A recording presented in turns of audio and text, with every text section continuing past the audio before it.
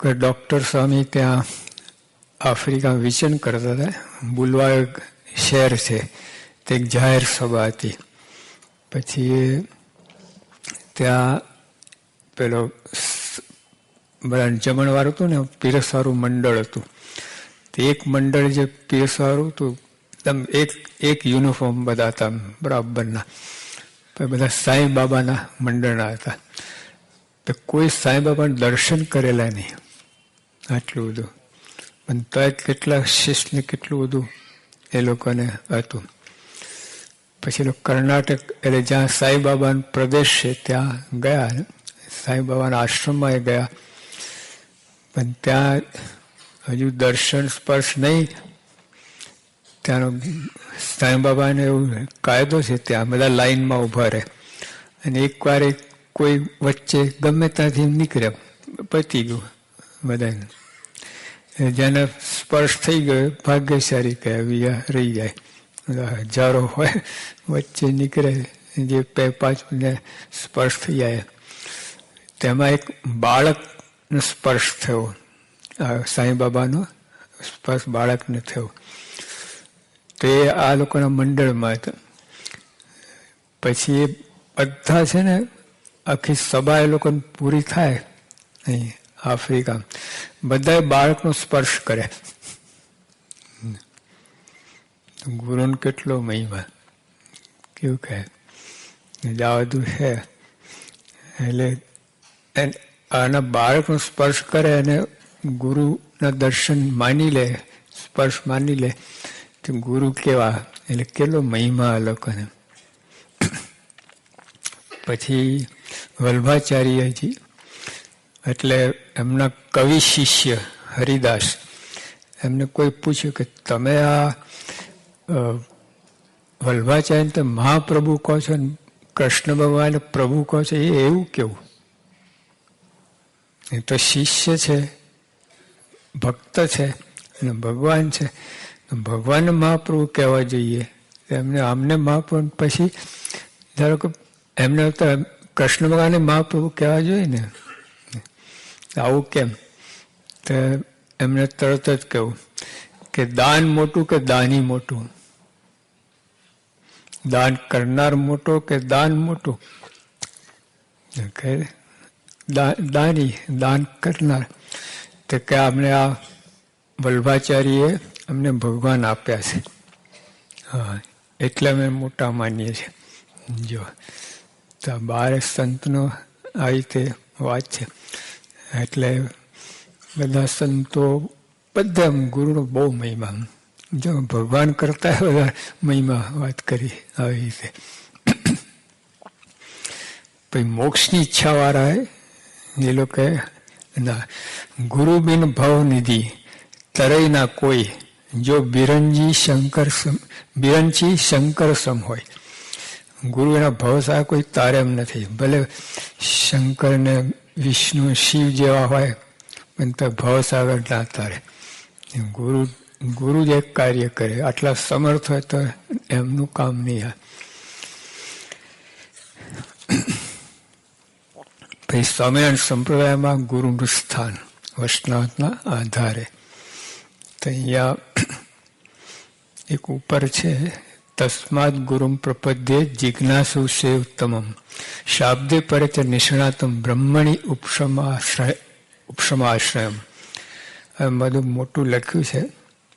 માટે ઉત્તમ લક્ષણ જાણવા, જેને ઉત્તમ લક્ષણ જાણવા જેને હોય ઈચ્છા હોય, તેને શબ્દ બ્રહ્મવેદમાં તથા પરબ્રહ્મ પરમાત્મા અપરોક્ષ અનુભવ કરી નિષ્ણાંત થયેલા બ્રહ્મચિંતન પરાયણ ઉપશમના આશ્રયરૂપ ગુરુને શરણે જવું. આ બધું લાંબુ છે, સમજાયું નથી, પણ ટૂંકમાં આનું એ સાક્ષાત બ્રહ્મ સ્વરૂપ, પ્રગટ બ્રહ્મ સ્વરૂપ હોય એને શરણે જવું. આખા એનો સાર આવે છે. એટલે આપણે પ્રમુખ સાઈનો મહિમા વાત અંદર આવી કે આવા એટલે અપરોક્ષ, ભગવાન પરોક્ષ નહીં, અખંડ સાથે જ, અને બધા બ્રહ્મનું ચિંતન કરતા હોય, ઉપશમના આશ્રયરૂપ હોય. એટલે બધું મોટો મહિમા છે. ટૂંકમાં આપણે આટલું છે કે આ બ્રહ્મ સ્વરૂપનો મહિમા છે. તો પ્રગટ બ્રહ્મ સ્વરૂપ, ઉપર બ્રહ્મ સ્વરૂપની વાત નથી. આ સામે નયન ગોચર હોય તો કામ થાય. મારે પ્રથમના 44માં લખ્યું કે સત્પુરુષનો પ્રસંગ જો એનાથી જ એ જ પરમેશ્વર વિશે દ્રઢ પ્રીતિનું કારણ છે. સત્પુરુષનો પ્રસંગ એ જ પરમેશ્વર વિશે દ્રઢ પ્રીતિનું કારણ છે. એમને ભગવાન પ્રીતિ આપણે થઈએ સ્વામી જેવા, એટલે દ્રઢ પ્રીતિ થાય. જેટલું પ્રીતિ થાય એટલે એમના જેવા એમના ભાવને પમાય. એક છોકરો હતો ને ક્લાસરૂમમાં, મારે ધ્યાન ના આપે. ટીચર કહેલા કેમ ધ્યાન આપતા ને? કે સાહેબ મારે ઘરે ભેંસ આવી અને મોટા શીંગડા છે, એટલે ગરમ બહાર જાઓ, વિચાર બંધ થાય પછી આવજે. બહાર તો વધારે વિચારે ચડ્યો, શીંગડા ભેંસ, શીંગડા ભેંસ, ભેંસ શીંગડા, એવું થયું. એના શિક્ષક કંટાળે, ચલ અંદર આવી જાય, આમ કરે. એટલે અહીંયા અંદર, એટલે અંદર આવે, મારા શીંગડા નડે છે. જો ભેંસ રૂપ થઈ ગયો, ભેંસ ભાઈ એને ભેંસમાં હેત થઈ ગયેલું. એટલે ભેંસનું બધું જ એને ગમે, ખાસ શીંગડા બહુ ગમે, મોટા શીંગડા. તેમ ભગવાન પ્રીતિ હોય તેના જેવા થવાય. તો પ્રીતિનું કારણ સત્પુરુષનો પ્રસંગ.